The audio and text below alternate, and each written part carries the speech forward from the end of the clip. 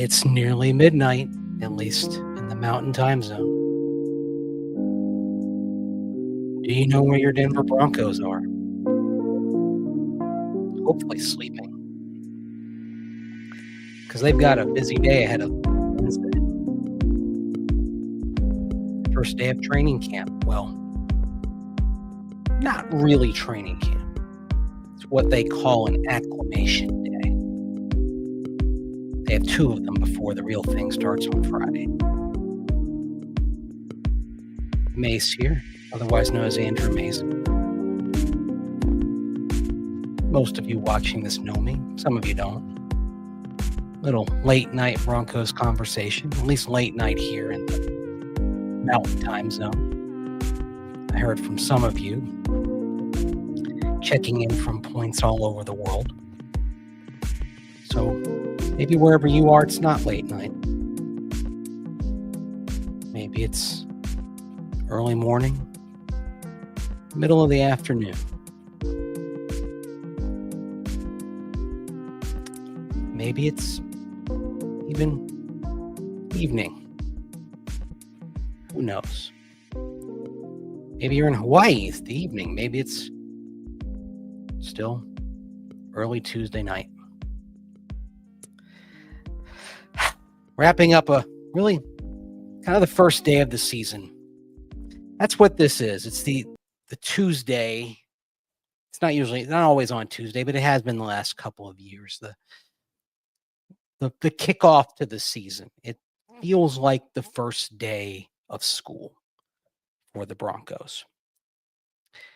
Everyone gathers, the players, they come to Broncos headquarters, Broncos Park, powered by Common Spirit.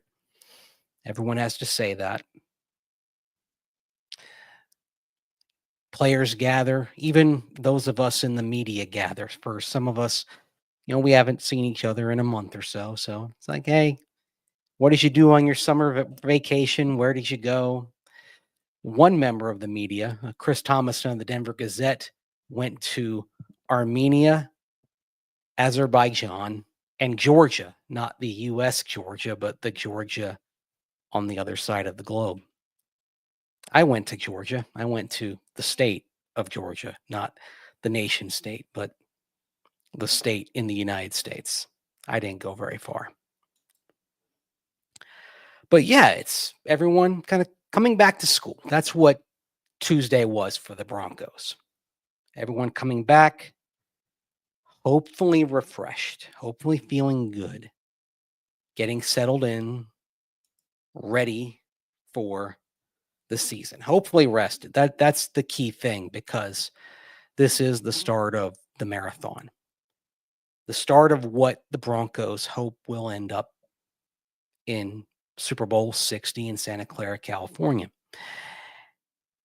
And for the first time, really since the 2016 season, the notion of ending the season in the Super Bowl as something other than spectators doesn't seem completely far-fetched. Now, they're not favorites by any stretch of the imagination. They're probably not the favorites to win the AFC West, but it's not unrealistic to think that they could. They're close enough to where you could see things falling into place. It's not where you have to see a 1999 St. Louis Rams-like leap where Kurt Warner comes from out of the proverbial cornfield and dazzles everybody unexpectedly. That's not what this Broncos team needs. This Broncos team needs improvement from some young players. It needs their free agents to hit. It does need good injury fortune for a third consecutive year. They've had good injury fortune the last 2 years, been the least injured team in the NFL. They need that again. But yes, this day is about getting back to work, the start of the marathon, as it were. And it's about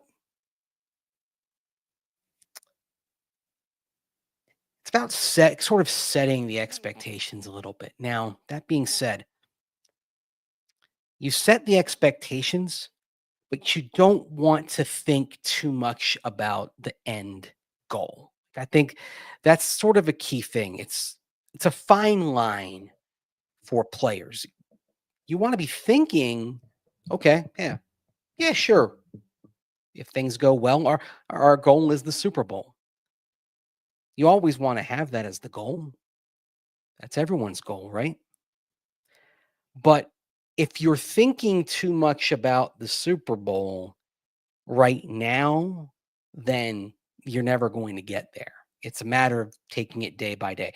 It's every cliche, and it's boring to say that. I mean, if the Broncos wanted to go viral today or yesterday, depending on where you are, then Pat Surtain and Mike McGlinchey, those two players that you saw pictured at the start of the show, would have said they would have made some bold declaration. That's not what you got. What you got from them was a focus on the moment, a focus on the day by day.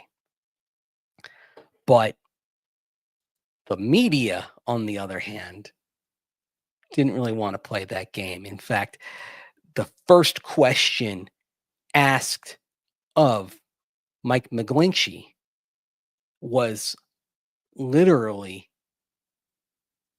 whether this team was at a championship level. I mean, my old friend Eric Goodman, my former co-host from a show at Mile High Sports a few years ago, very good friend of mine to this day. He comes in hot sometimes, and he came in hot with that. And I thought Mike handled the question well, but I want to play his answer and then kind of discuss the context of that, because I think there's something deeper to what he's saying, and I'll talk about it. And if you want to read more about it, you can read more at denversports.com, because I dive into it. But here's Mike McGlinchey answering the question thrown at him right away today. Is this team potentially a championship level team? Well, I mean, we haven't even practiced yet. Yeah, but certainly we feel like we could be, but we got to put in the work day in and day out. And, we're obviously very, very excited about what we have here. Everybody feels a little bit more comfortable with the experience we gained last year and the year that we had, and knowing that that's still not good enough. And so we're really excited for the opportunity to come into work and earn a chance to be at the top of the NFL, and that's what we're going to try to do. Yeah. There you have it, Mike McGlinchey right there, right out of the gates, kind of deflecting it pretty well. Putting in the work day in and day out. Like, he acknowledges, hey, they could be, but it doesn't happen without what you do today. I mean, I'll circle back to something that I said to my co-host Cecil Lammy over on Orange and Blue Today, which of course you can watch at 5 p.m. Mountain Time weekdays at the Denver Sports YouTube channel. And I found myself quoting Yoda in The Empire Strikes Back when he admonishes Luke Skywalker about looking away to the future and not keeping his mind on where he is and what he's doing. Of course, that harkens back to what we see in the first Star Wars film in 1977, the first glimpses we have of Luke Skywalker there, of course, on the farm with the moisture, with the moisture evaporators, trying to get the moisture from the air with Uncle Owen and Aunt Beru. There are some deleted scenes, and if you're a Star Wars nerd, you've probably seen them, where he's got his binoculars looking up to the sky and he's watching the Star Destroyer battle with the cruiser that's got Princess Leia and the droids and the plans to the Death Star on it.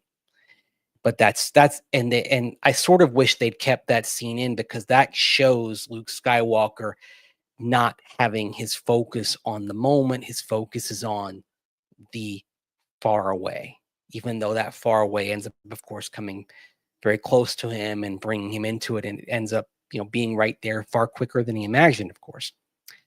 But it's an indication of, where Luke was that whole time, where his mind was.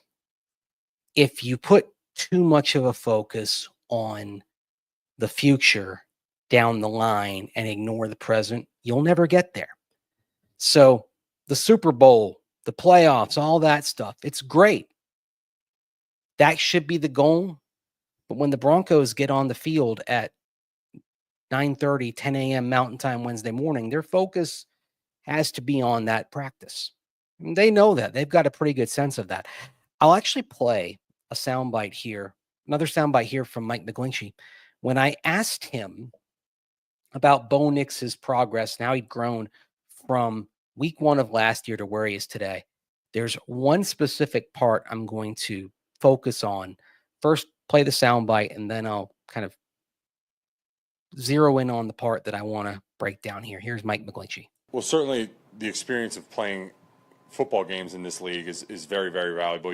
Now he knows what it feels like. He knows what it looks like. He knows, obviously, that he is very good at it. And I think that just gives him the hunger for more. I think that's what's really impressive about Bo, is his competitive nature of just trying to get the most out of himself every single day. And that ability to stack those days is why he improved so vastly and so fast as the season went on last year. And I only expect the same things from him this year. So he talks about his competitive nature and trying to get the most out of himself every single day and stack days. So it's like the day by day. And that's what happens, not just in the games. We see what happens on game day, but it's the everyday deposits. It's the everyday work, day in, day out, that results in the progress that you see. It's the accumulation of little things and focusing on the moment and what is in front of you on that day, and not looking ahead to what's over the horizon. The fact that Bo Nix did such a good job focusing on that helped. Now, part of it for Bo Nix, there was so much thrown at him as a rookie quarterback that if he didn't focus on the things in the moment, he would drown. You had to distill it down to what was right there in front of you, because otherwise it would have been too much. It would have overloaded the system. You don't have enough bandwidth to handle more than what is in you at that moment. But it's a lesson for everybody. Just take what's there in front of you on that day, in that moment. Down the line, it's going to take care of itself. Nothing but trouble is going to come of focus, of thinking Super Bowl right now. Even thinking of the Tennessee Titans. I know I wrote a short piece at denversports.com that mentioned, hey, you're going to certainly face Cam Ward now. There's not going to be any kind of quarterback competition in Tennessee. It's not going to be Will Levis. It's guaranteed to be Cam Ward in week 1. But don't even think about the Titans at this point. Focus on practice on Wednesday. And then after that, practice on Thursday. Just the steps in front of you. Jason checking in. Appreciate the comment, Jason. He says, the Broncos have great leaders on this team. Say the right things, do the right things, lead by example. Super Bowl 60 isn't crazy, if maybe a little far-fetched. Yeah, I don't think it's crazy. It's not hard to see a path opening for the Broncos. And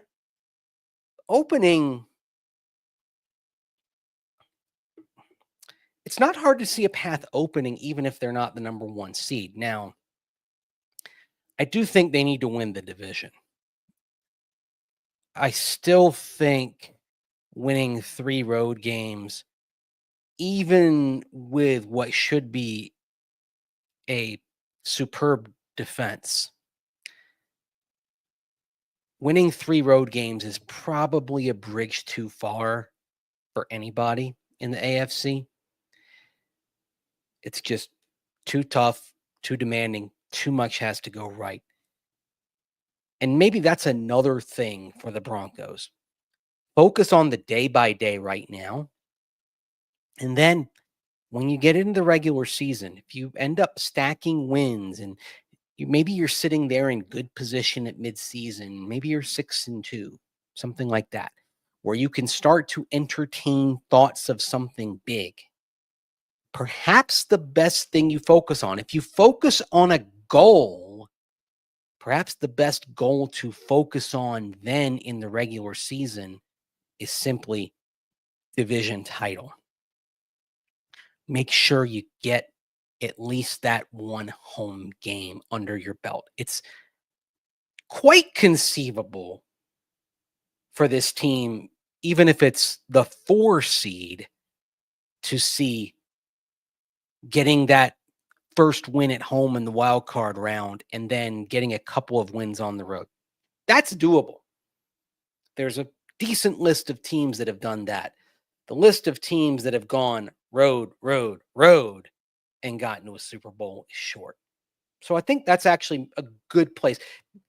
Once you get beyond the day-to-day, day by day, the little things of training camp, you get into the season. If you're sitting there and you're at midseason and you find yourself in a good spot standings-wise, where you can even maybe start to entertain some bigger thoughts, maybe that bigger thought should simply be division.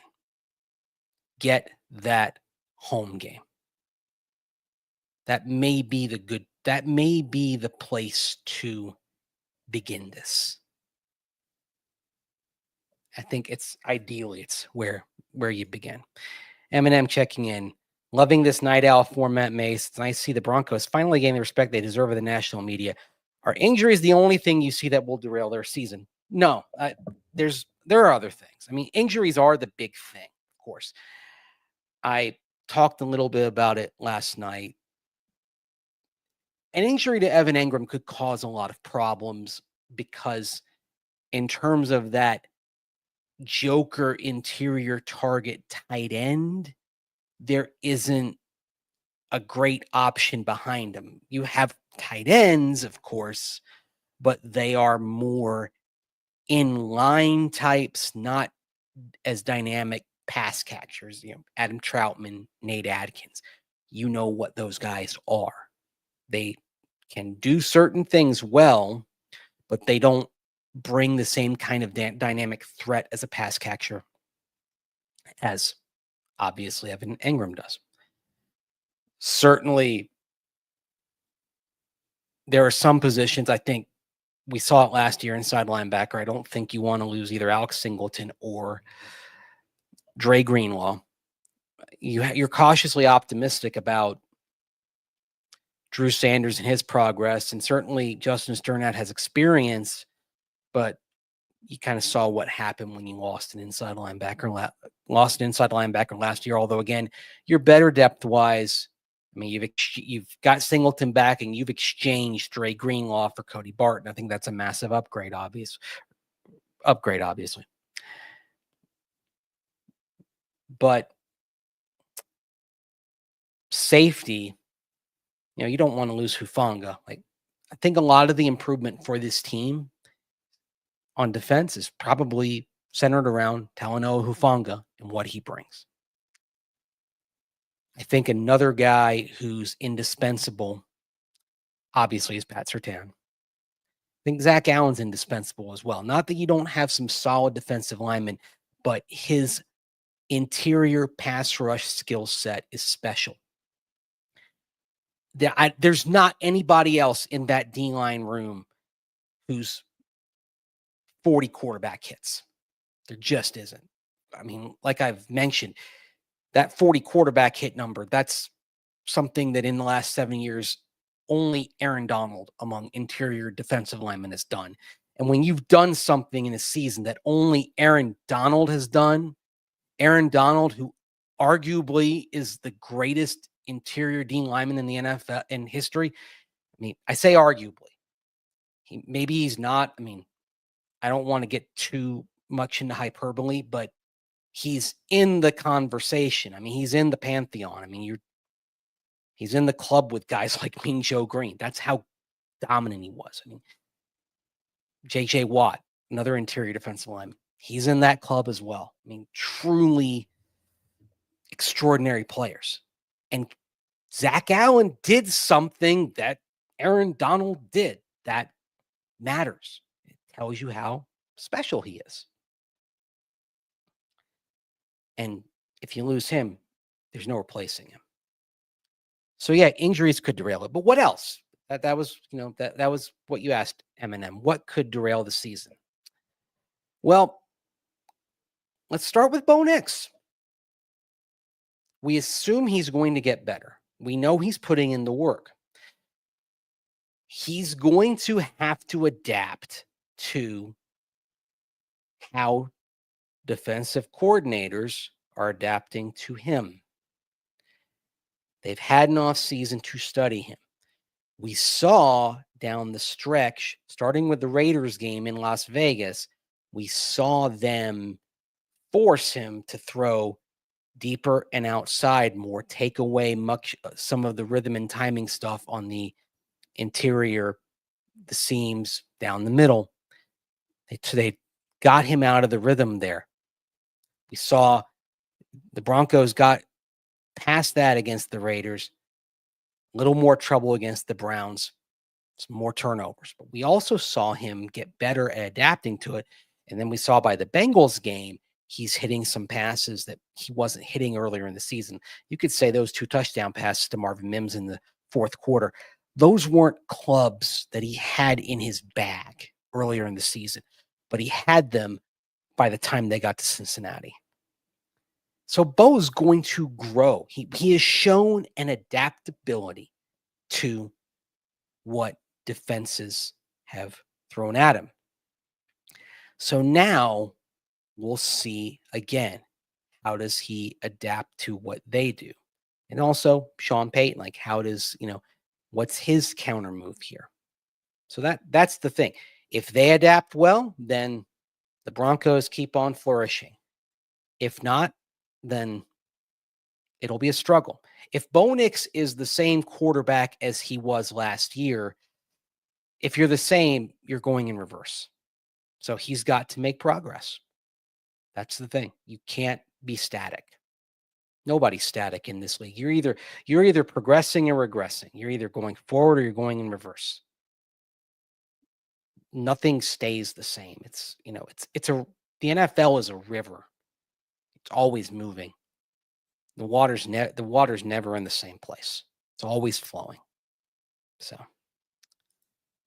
Pro 16K. I really believe Bo wants to be the best quarterback ever. Bo's driven. There's no doubt about that. He's got a special mindset to him. He puts in the work. That's one of the reasons why he's got a lot of respect in that locker room, is because there is the diligence to him. He doesn't take shortcuts. He doesn't, he doesn't mess around. And he's genuine. He's authentic. That's another big thing. Like, he won over the team. He won over the locker room by being himself, being his authentic self, not trying to impress, just by being him. I think after the previous couple of years, that was welcomed. And I think that's all we're going to say about that. It's good. It's good to be past that. It's good to have that be somebody else's problem here. Denver football after dark here. We're after midnight. Pro 16K. Do you ever sleep, Mace? I do. And in fact, I'm going to sleep right after this. This is caffeine free, by the way. I try to turn off the caffeine after a certain hour. Caffeine free. I'm actually going to add here for watching. That's a Broncos cup. Got a lot of Broncos cups here over the years.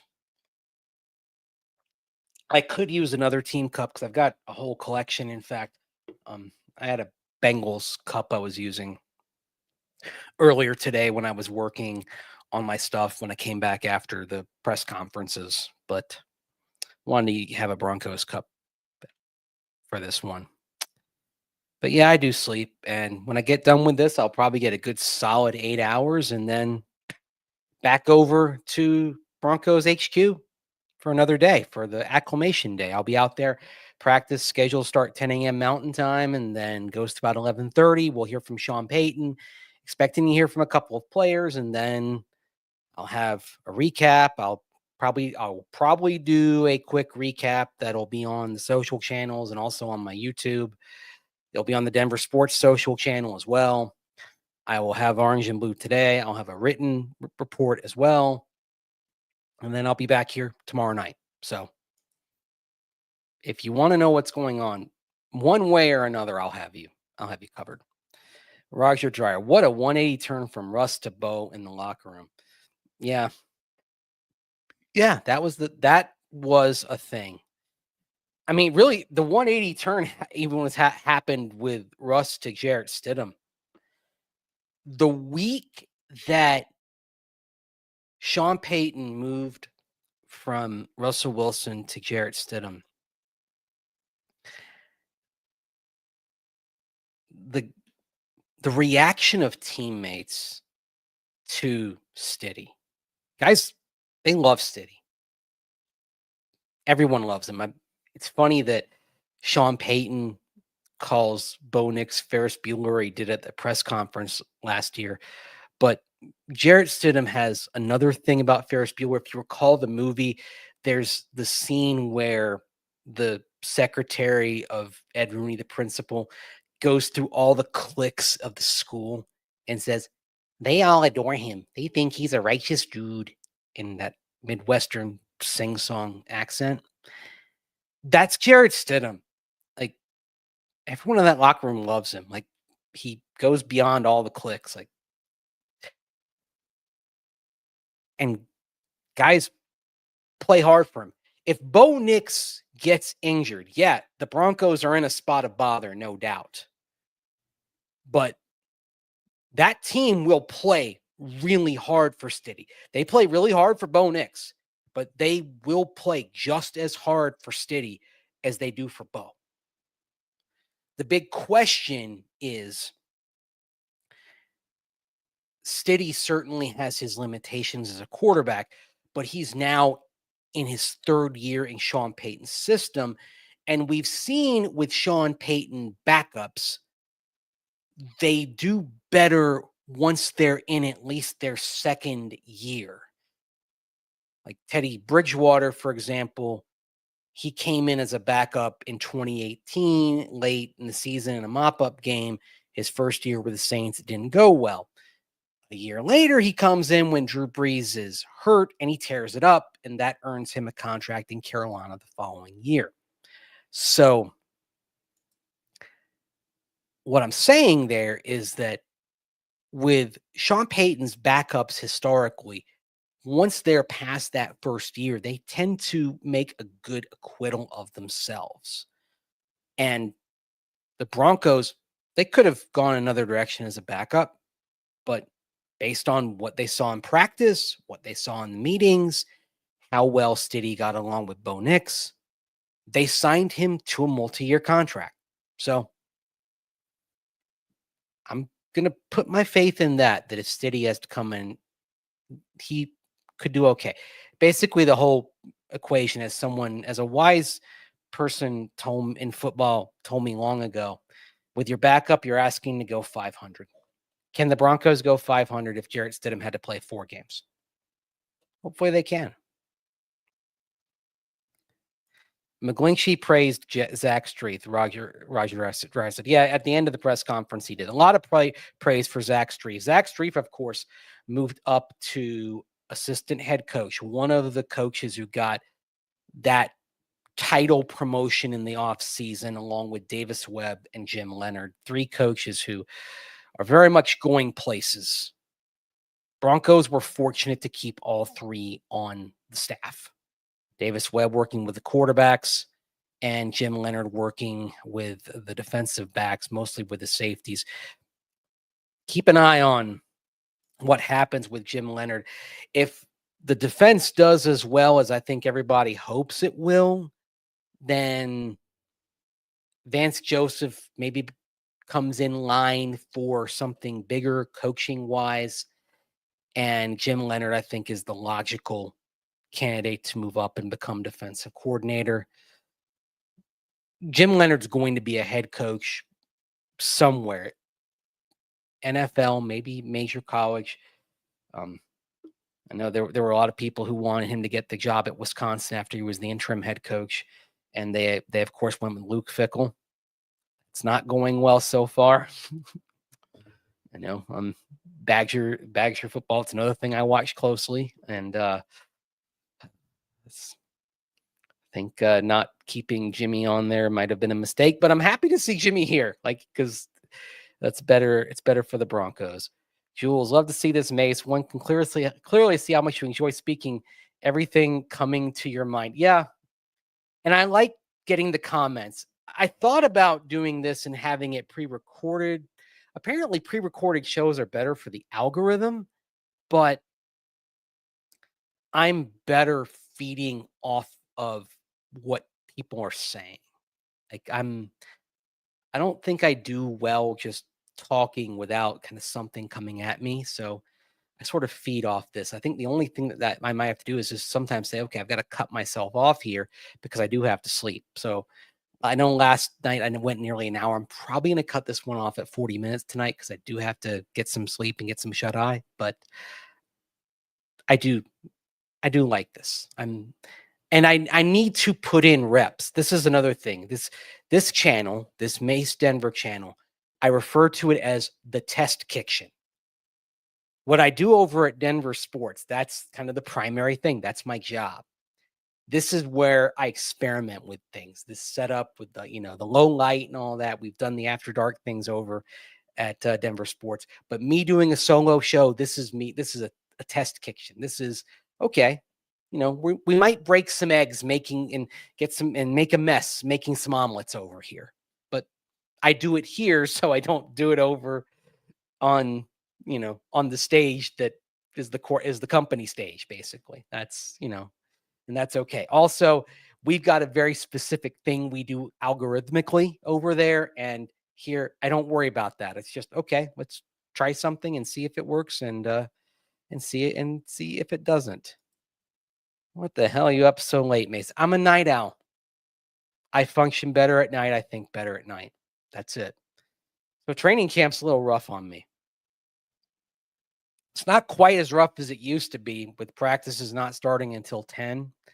When they used to go off earlier, that was really rough. But yeah. Mace, this reminds me of a Count Dracula scene, but I love it. Talking Broncos after dark. I'm in. Yeah.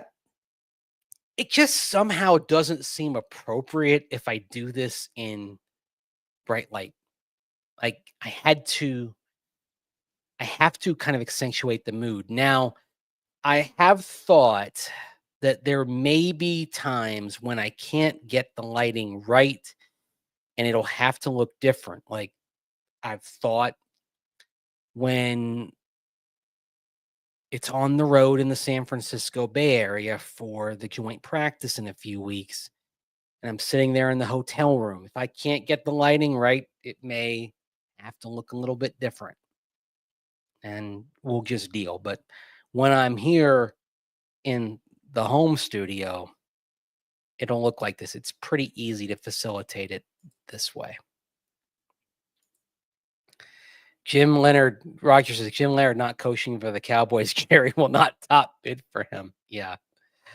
I'm not sure he'd coach for Wisconsin right now either, because I think there were some hard feelings there when they bypassed him after after the 2022 season as well. So there may need to be some changes there in Madison before he ever considered going back. I think he also may be headed down the NFL path as well, more so than the college path. Jason, I'm excited to see JK, and RJ do behind the O line. You see Bo playing from under center more this year.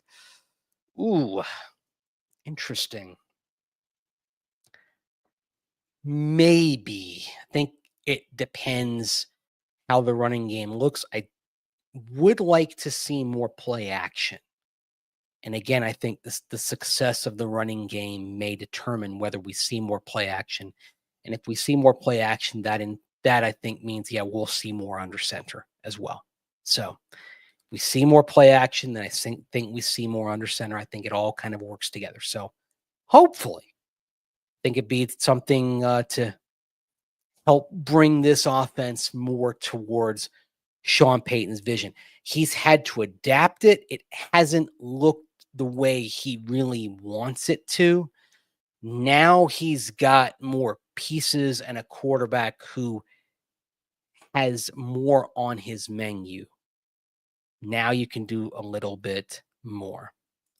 Don't worry about the lightning. The lighting or the lightning? I think you mean the lighting, although somewhere here, I think it's off camera. There is a Tampa Bay Lightning pennant. So morning, May 7:30 a.m., 7:20 a.m. here in the UK. Pleased to catch you live. Expectations so high this year. Your dose of reality is good to hear. Yeah, I'm optimistic. Don't get me wrong. I mean, I've got the team winning 11 games. I've got them in the playoffs. I'm conscious of the fact that it could go wrong. I'm conscious of the fact that there's going to probably be a team in the AFC that expects to be in the postseason that is not. There aren't enough chairs. The game of musical chairs is going to leave at least one team with great expectations standing there in early January disappointed. At least one, maybe more. There's always an unexpected contender, right? Last year, the Broncos were that unexpected team. Who's the unexpected riser? Is it New England? Does Drake May make a huge leap? I think he'll do better. I find it sometimes hard to think that the team will make a huge leap because they didn't do quite enough to improve that roster. But objectively, you've got a much better coach in Mike Vrabel. May improve by leaps and bounds despite being behind an O-line that was a sieve. You talk about the Broncos being number one in pass block win rate, run block win rate. The Patriots were the exact opposite. The Broncos showed the value of building the line before you get the quarterback in there. The Patriots got the quarterback, but they didn't build the line. And poor Drake May had to pay the price for it last year. It should be better, but is it good enough to keep him from running for his life as he had to for much of last season? That's a big question. But yeah, they could surprise, but I don't know to what degree. As messed up as Indianapolis is with the quarterback position, that's still a good roster other than QB that came within one game, that came within one Jonathan Taylor gaffe of knocking the Broncos out of the playoffs. And this is another thing about the ice water dose of reality. As optimistic as the Broncos should be, Zach Allen referenced this on one of the podcasts he did this offseason. If Jonathan Taylor doesn't put the ball on the ground, the Broncos lose that game. And he mentioned it. They know it. They know darn well how much turned on that thing that happened completely out of their control. That was a gift from the gods. And if the Colts win that game and the Broncos lose it, yeah, it's a butterfly effect thing, but almost certainly the Colts are a playoff team because that's one more win and they win all the tiebreakers. And yeah, it's a messed up situation they have. They've got a quarterback competition. But the last full season Daniel Jones had with the Giants, they made the playoffs and the Giants crumbled without him last year. Who's to say the Colts that were at the doorstep of the playoffs with Gardner Minshew a couple of years back aren't at the doorstep of the playoffs again if Daniel Jones wins that job? Again, it's a talented roster other than quarterback. And it's a motivated coach because, boy, they are feeling the heat because in the wake of Jim Irsay's death and his daughter's now running the show, I don't know how many of you watched the press conference that they had a couple of weeks after Jim Irsay's death, when they that was their introduction basically as owners, as bosses of the Colts. They basically made it clear that they got to win. The pressure's on out there.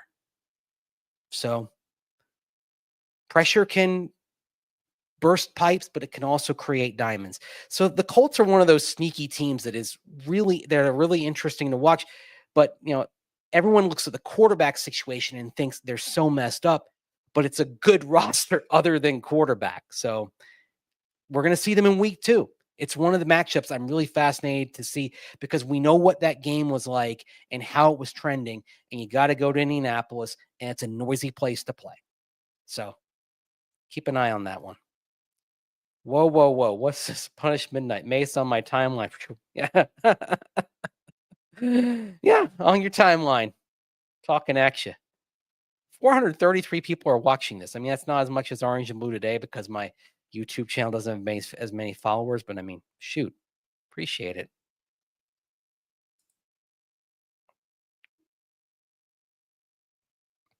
Obviously some comments going on here. So, Jules saying, shall stick to politics, joke aside, now have a say how the team is called. Oh, well.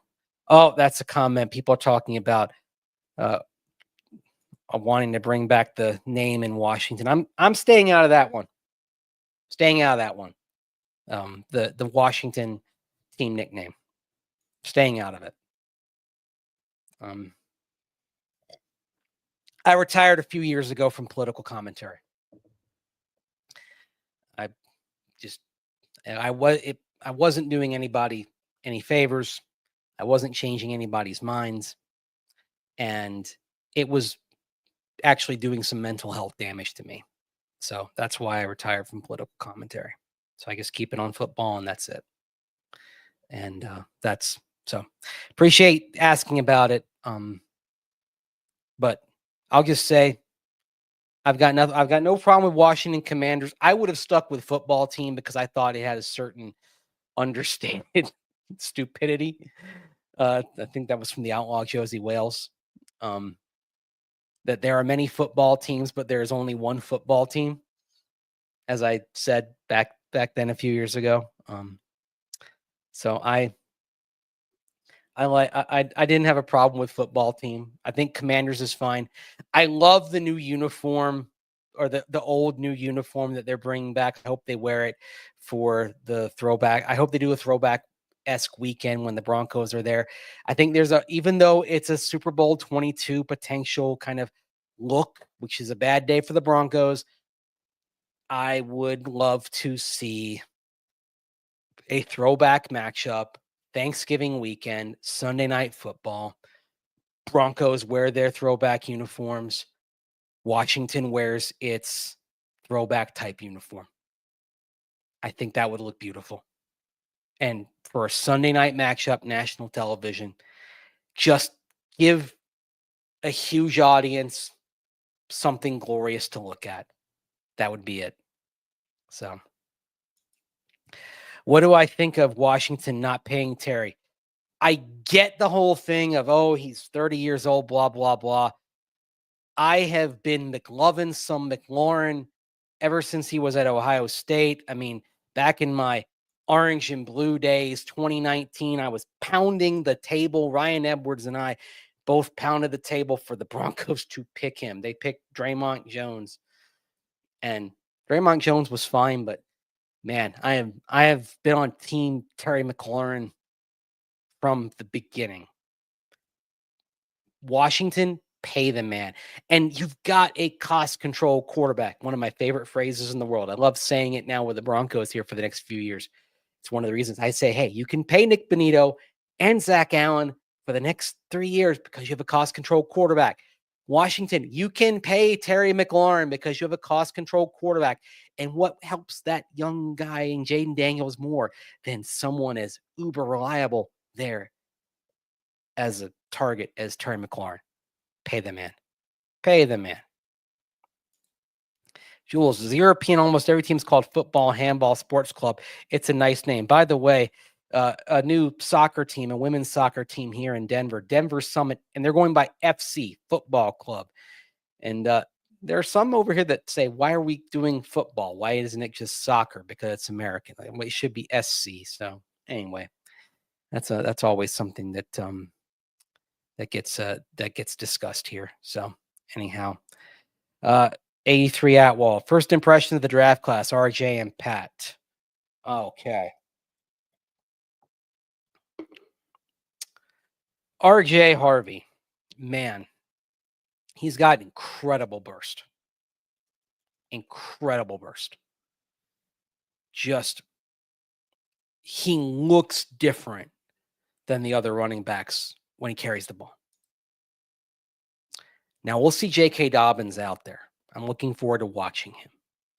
But when you saw RJ compared with, all due respect, with Audric Estime, the only other running back that had the same burst as RJ was Jill McLaughlin. But compared with, Audric Estime, Tyler Bidet, we didn't really see much of Blake Watson. He got hurt. He was over on the side field at the end of minicamp OTAs, but he's not on the PUP list. The only PUP list guy is A.T. Perry, so Blake Watson good to go as training camp begins. That's good. That's good news. But the burst in vision just looks different on RJ Harvey. It's special. He really sees holes developing quick, and he's decisive. He's got the one cut thing going for him. Bobby Turner, a longtime running back coach around here, he always used to preach one cut and go. He'd like coaching RJ Harvey. He's got that to him. Pat Bryant, a mature type of receiver. Like, there's a savviness in terms of how he reads defenses, how he reads zone coverage, how he finds gaps. That's something that is ahead of what you normally see for a rookie, how he sets up the corner that he's going against. I've really impressed with him. He's at a fairly advanced level there.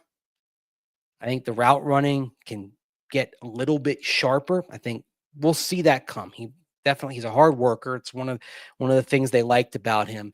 This is a product of the intel that they had with Jim Leonard, having seen him at Illinois. He spent that year on Illinois staff as the quote unquote consultant, having worked with Brett Bielema at Wisconsin, and Bielema is now the head coach with the Illini.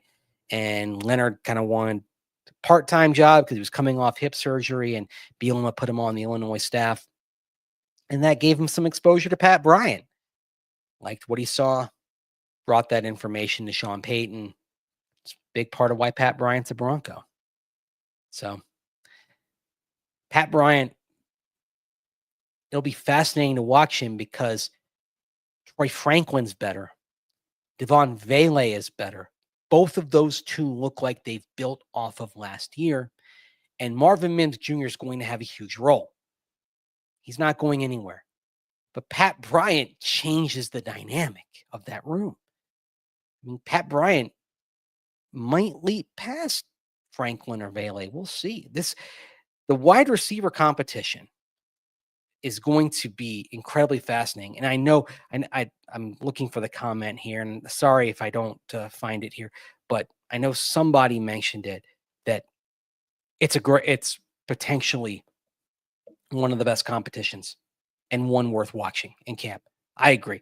I think the competition for wide receiver 3, because I think you really have to consider Marvin Mims Jr., even though he's not a traditional wide receiver. I think you consider him wide receiver 2 in terms of how often he's going to get the ball. So who's going to be that third guy? Might be the best competition of camp. And I think it's wide open between all 3 of those guys. So check that out. Another competition, Jade Barron versus Riley Moss. Oh, yeah. It's on. It's on. So check that out. Bobby Bottoms. I'm going to be honest. I see us winning 2 of the next 6 championships. I like your optimism. Like it. Like that. It's early. It's early, but I like it. Jason, no holdouts, only 1 player on the PUP list. Good start to training camp. Yeah. Once the second round signing bonus dominoes started falling, or in terms of how much, or not signing bonus, but how much was guaranteed of the 3rd year in the contract, once those slots started falling, it was all fait accompli that it was going to be done. They just had to get those slots right. Once that happened, boom, it was all going to be taken care of. They just had to get the second one done, and then everything fell into place. Only thing you got now is Shamar Stewart in the 1st round with the Bengals. Of course it's the Bengals. Of course it's the Bengals. Man alive.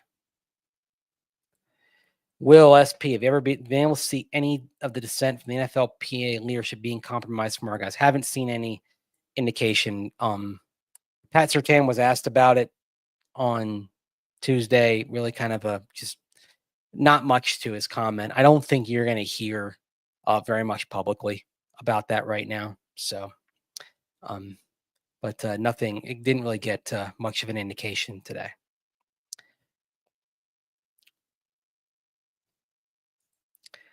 Jules, you understand the view on the receiver room outside Denver? Are we focused on the Broncos maybe too high? Comments like no wide receiver 1, elite playmakers. Yeah, I get that. I mean, if you're ranking wide receiver 1s around the NFL, where would Courtland Sutton stack up? I mean, probably somewhere in the middle.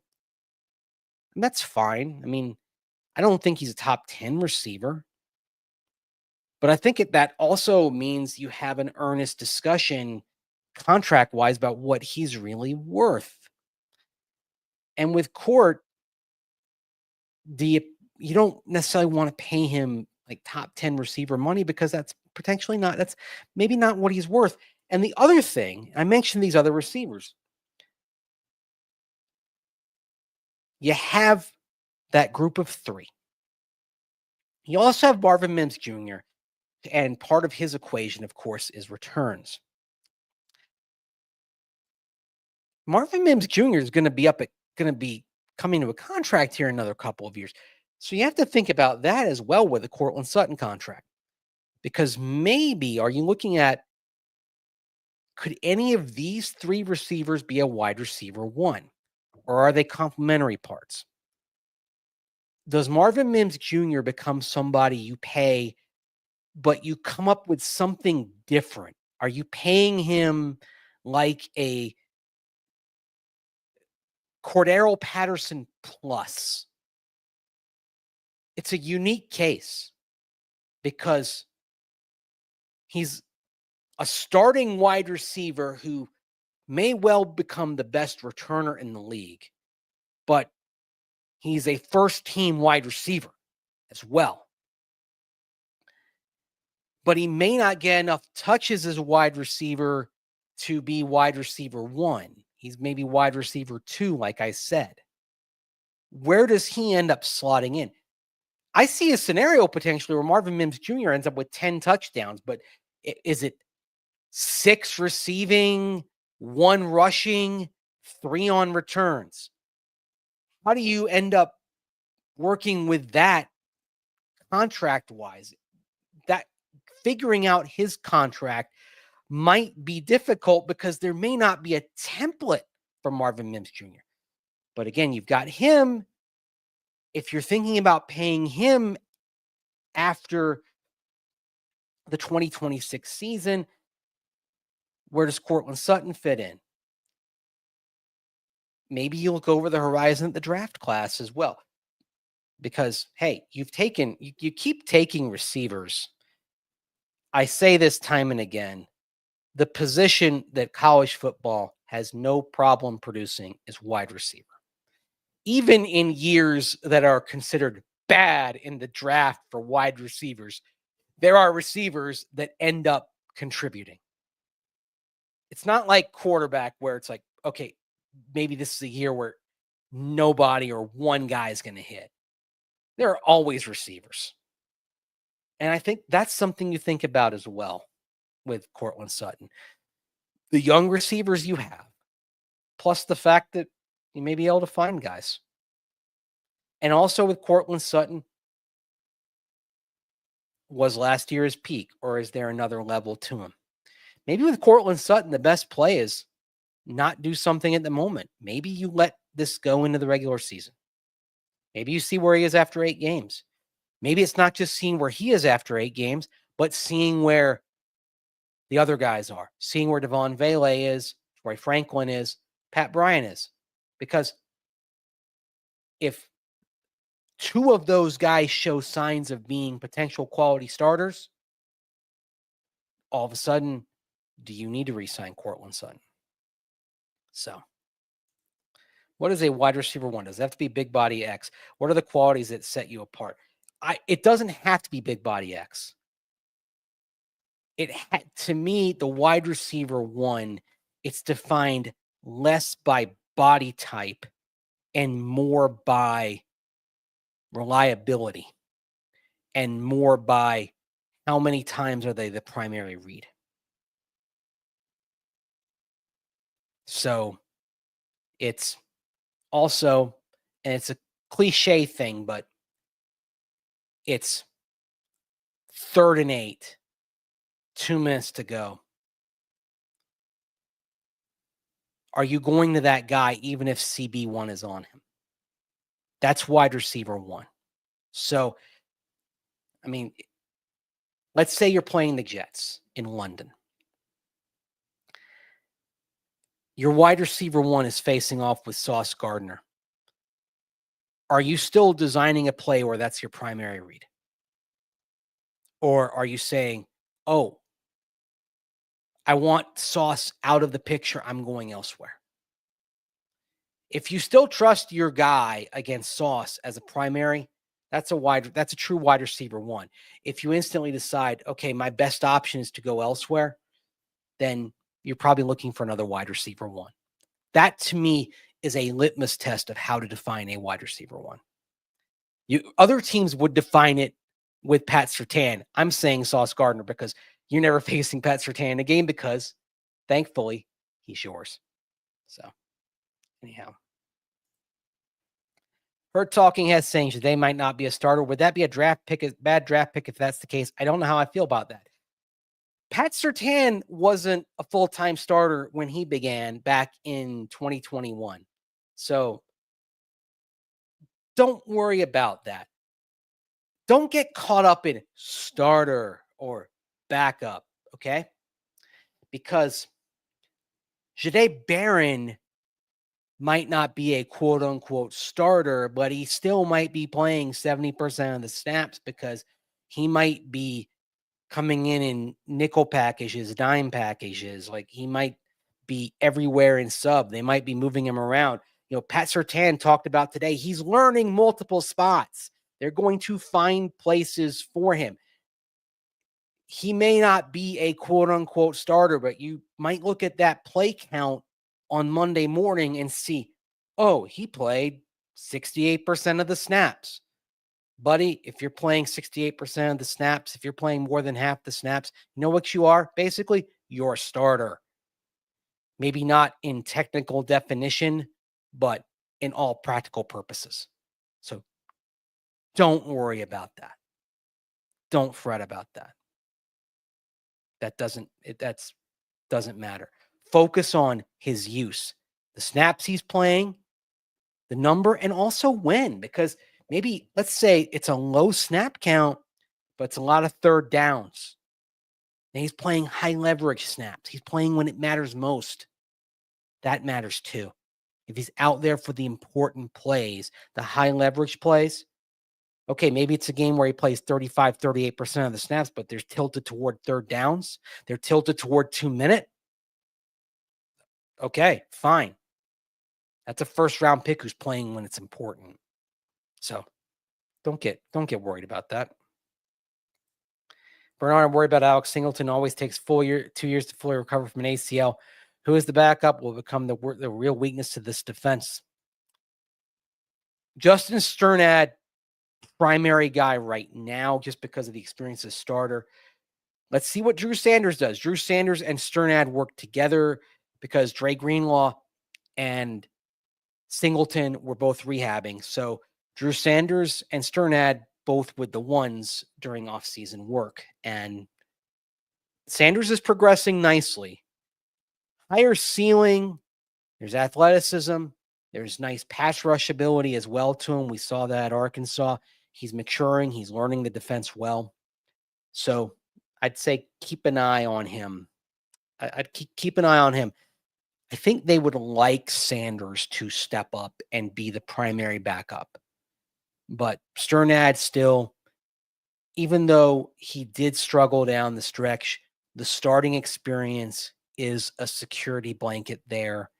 And the other thing also, it wasn't just Sternad. It was also PJ Locke playing injured. That contributed to some of the issues on the back two lines of defense against the run. So you had PJ Locke playing injured. You had Sternad and, Cody Barton. He struggled against the run. You brought in Dre Greenlaw. It's a team. It's never one guy. It's always a team.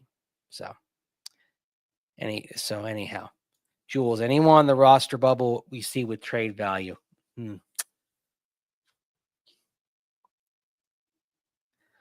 Well, if Audric Estime can't curb the fumbling, he might still have some trade value just because he was a 5th round pick, decent pick. The problem is this year's running back class was so deep and so many teams got running backs. The value may be gone. That's tough. Safety could be interesting, but I'd say PJ Locke, they get some cap savings if they trade him or cut him. But coming off of the neck surgery, I don't think there'd be a trade in the offing if they decided to move on from him. So I'm not sure. I'm not sure looking at many guys with trade value heading into this process, unless they traded somebody unexpectedly because somebody advanced and took a spot. So that's just so I don't see anything, but we'll see. Maybe you trade from the edge rushers as well, but I think it's more likely with the edges they keep 6 edges, even though not all of them are active on game day. I could see Cooper, Benito, Tillman, Ellis, Q Robinson, Johnny Walker Jr.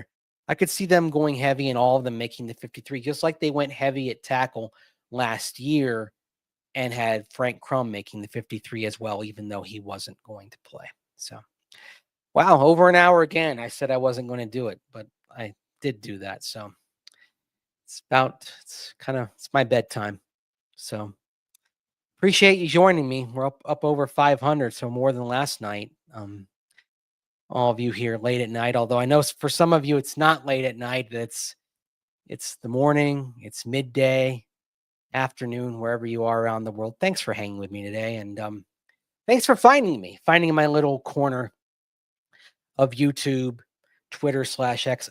I call it Twitter just because if those of you here in the States familiar with HBO and Max, the streaming service, they changed to Max. Now it's going back to HBO. So those of us who kept calling it HBO were kind of vindicated. So I'm still calling it Twitter. But thanks for finding me out here. And we'll do this again tomorrow. We'll talk about the Broncos' first acclimation day and what I saw out there. So also don't forget to join me on Orange and Blue today at 5 p.m. Mountain Time. Cecil Lammy and I'll be breaking it down. And we'll hear some of what the Broncos players had to say after practice. We'll also hear from Sean Payton as well. And on both the Denver Sports channel and the Mace Denver YouTube channel, you can like, comment, share, subscribe, and hit that notification bell so that you never miss a bit. You hit that notification bell, and if you are up in either the wee small hours of the morning here in the States or at a more reasonable time elsewhere on the planet, you'll know that I'm going live with this. I'll probably get more in tune with setting a regular time for this, but right now it's just kind of whenever I get this thing going late at night. So maybe it's midnight Mountain Time, maybe it's before, maybe it's after.